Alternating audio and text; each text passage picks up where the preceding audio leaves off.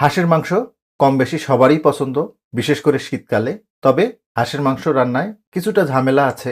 অনেকেই যারা এটা ঝামেলা মনে করেন তারা কিন্তু এড়িয়ে চলেন। তো আমি তাদেরকে রিকোয়েস্ট করব এই নিয়মে একবার রেসিপিটা করবেন। অনেস্টলি বলছি, হাঁসের মাংস নিয়ে আপনার আর কোনো অভিযোগ থাকবে না। আমি চেষ্টা করেছি যতটা ঘরোয়া উপাদানে এই রেসিপিটা করে দেখানো সম্ভব আমি করে দেখিয়েছি। আশা করব রেসিপিটা আপনারা অনেক এনজয় করবেন।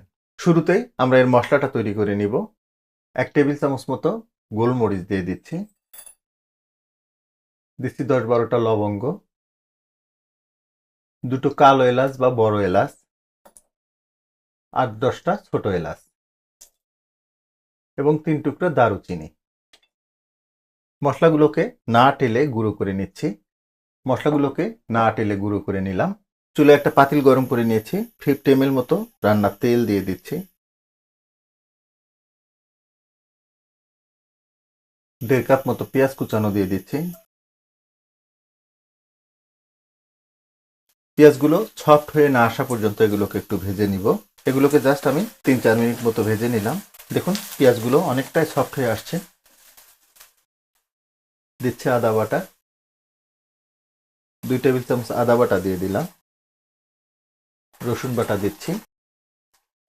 রসুন বাটাটাও 2 টেবিল চামচ দিয়ে দিলাম।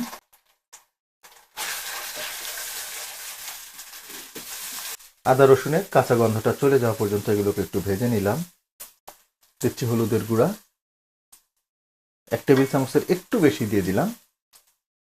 দিচ্ছি শুকনো মরিচের গুঁড়া, আমি 2 টেবিল চামচ মতো দিয়ে দিলাম। তারপরেও ঝালটা আপনারা আপনাদের স্বাদ মতো অ্যাডজাস্ট করবেন। যদিও হাঁসের মাংসে ঝালটা একটু বেশি লাগে। জিরার গুঁড়া দিয়ে দিচ্ছি 1 টেবিল চামচ। ধনিয়া গুঁড়া দিয়ে দিচ্ছি 1 টেবিল চামচ।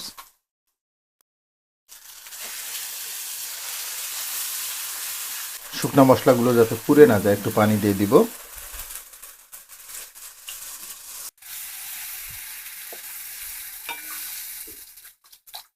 এক কাপ মতো পানি দিয়ে দিলাম। দিচ্ছি 2টো তেজপাতা, লবণ দিয়ে দিচ্ছি। আমি 2 টেবিল চামচ মতো লবণ দিয়ে দিলাম। আপনারা আপনাদের স্বাদ মতো এটা অ্যাডজাস্ট করবেন। শুরুতে যে মশলাটা গুঁড়ো করে নিলাম সেটা দিয়ে দিচ্ছি। মিডিয়াম হিটে মশলাগুলোকে খুব ভালোভাবে কষিয়ে নিতে হবে। ঢাকনাটা লাগিয়ে দিচ্ছি। 4-5 মিনিট ধরে মশলাটাকে কষিয়ে নিলাম। দেখুন মশলাটা থেকে খুব চমৎকারভাবে তেলটা ছেড়ে দিয়েছে। আর মশলা থেকে যখন সুন্দরভাবে তেলটা ছেড়ে দেবে তখন বুঝবেন আপনার মশলাটা খুব সুন্দরভাবে কষানো হয়ে গেছে। এখন মাংসগুলো দিয়ে দিব। মাংসগুলো দেখেই বুঝতেছেন এটা কতটা তেল হয়েছে। মশলাগুলোর সাথে খুব সুন্দরভাবে মিশিয়ে দিব। শুরুতে একটা টিপস দিয়ে দিচ্ছি আপনাদের। হাঁসের মাংস ওভার কুক করবেন না। দ্যাট মিনস বেশি পরিমাণে সিদ্ধ করবেন না। হাঁসের মাংস এমন একটা মাংস, এটা বেশি করে সিদ্ধ করলে এটা কিন্তু স্বাদটা অনেকটাই চলে যায় এবং খেতেও ভালো লাগে না। এজন্য একদম পারফেক্টলি কুক করবেন। আর কি করে বুঝবেন এটা পারফেক্টলি কুকড হয়েছে আমি দেখাবো আপনাদের।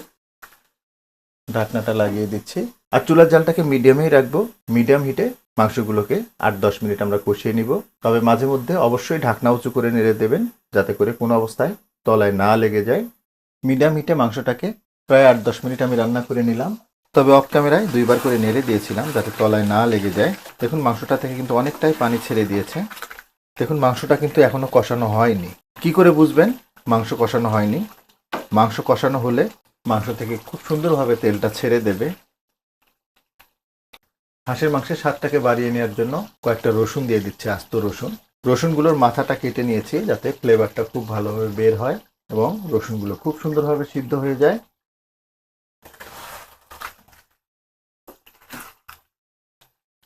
ঢাকনাটা আবার লাগিয়ে দিব।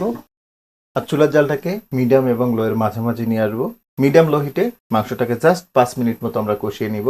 মিডিয়াম লো হিটে মাংসটাকে আরো 5 মিনিট আমি রান্না করে নিলাম। দেখুন মাংসটা থেকে খুব সুন্দরভাবে তেলটা ছেড়ে দিয়েছে।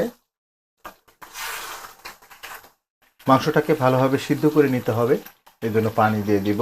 তবে পানিটা অবশ্যই গরম পানি। যে কোনো ধরনের মাংসে সবসময় গরম পানি দেবেন, তাতে মাংসটা খুব দ্রুত সিদ্ধ হয়ে যাবে। আর মাংসের পানিটা দিলাম দেখুন একদম জাস্ট মাংস বরাবর। যেহেতু হাঁসের মাংসের ঝোল হয় না এটা গায়ে গায়ে থাকবে ঝোলটা। এবং রান্নার শুরুতে বলেছিলাম আপনাদের যে হাঁসের মাংস ওভার কুক করতে হয় না, তাতে স্বাদটা নষ্ট হয়ে যায়। ঢাকনাটা লাগিয়ে দিব আর চুলার জালটাকে এই পর্যায়ে মিডিয়ামে নিয়ে আসবো। মিডিয়াম হিটে মাংসগুলোকে জাস্ট 15 থেকে 20 মিনিট আমরা রান্না করে নিব। মিডিয়াম হিটে মাংসটাকে আমি 20 মিনিট ধরে রান্না করে নিলাম। দেখুন কত চমৎকার একটা লুক এসেছে অলরেডি। মাংসটা এ পর্যন্ত আমরা 35 মিনিট ধরে রান্না করে নিলাম। তো রান্নার আমরা অলমোস্ট শেষ পর্যায়ে এসেছি। এই পর্যায়ে আমরা এখানে একটু বাগার দিব, তবে চুলার জালটাকে মিডিয়াম এবং লোয়ের মাঝামাঝি নিয়ে আসবো। বাগারের জন্য আরেকটা চুলা একটা প্যান বসিয়েছি। 1 টেবিল চামচ মতো তেল দিয়ে দিব। 1 চিমটি পরিমাণ আস্ত জিরা দিয়ে দিচ্ছি। জিরাটাকে হালকা করে একটু ভেজে নিব। জিরাটাকে হালকা করে একটু ভেজে নিলাম। দুটো পেঁয়াজ কুচিয়ে নিয়েছি। দেখুন পেঁয়াজটাতে গোল্ডেন ব্রাউন কালার চলে আসছে। তো এটা হয়ে গেছে, আমরা ঢেলে দিব।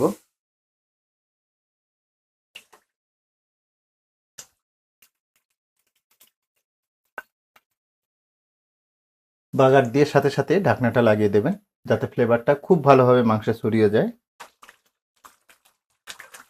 বাগারটা দিলাম, এটাতেও কিন্তু মাংসের স্বাদটা অনেক গুণ বেড়ে যাবে।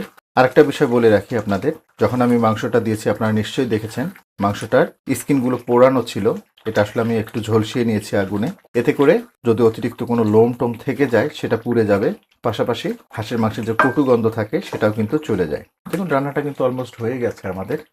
আমরা টোটাল বাগার দেওয়ার আগ পর্যন্ত 35 মিনিট রান্না করে নিয়েছিলাম। বাগারটা দিতে দিতে আমাদের আরো 5 মিনিট লেগেছে। এরপরে আরো 5 মিনিট আমরা রান্না করে নিয়েছি। টোটাল আমাদের 45 মিনিট সময় লাগলো। যেমনটা বলতেছিলাম আপনাদের, হাঁসের মাংস ওভার কুক করা যাবে না, তাতে মাংসের স্বাদটা নষ্ট হয়ে যাবে। দেশি হাঁস হলে এরকম 45 থেকে 50 মিনিট রান্না করবেন, তাতে মাংসটা পারফেক্টলি কুক হবে। দেখুন ফাইনাল লুকটা। এর কালার এবং টেক্সচার দেখে বুঝতেছেন এটা স্বাদটা কোন মাত্রার হবে। গ্রেভিটা দেখুন। এভাবে হাঁসের মাংস রান্না করবেন, যারা হাঁসের মাংস খায় না তারাও কিন্তু খুব মজা করে খাবে। আপনারা নিজেরাই দেখলেন কতটা স্বল্প সময় এবং স্বল্প উপকরণে এই হাঁসের মাংসটা রান্না করে দেখালাম। আশা করব হাঁসের মাংসের এই রেসিপিটা আপনাদের অনেক ভালো লাগবে। আর ভালো লাগলে কিন্তু আমার সার্থকতা। যদি একটু হলেও ভালো লেগে থাকে তাহলে রিকোয়েস্ট করব লাইক, শেয়ার এবং কমেন্ট করার জন্য।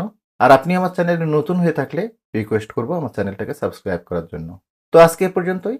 আবার নতুন কোনো রেসিপি নিয়ে আপনাদের সামনে আসবো।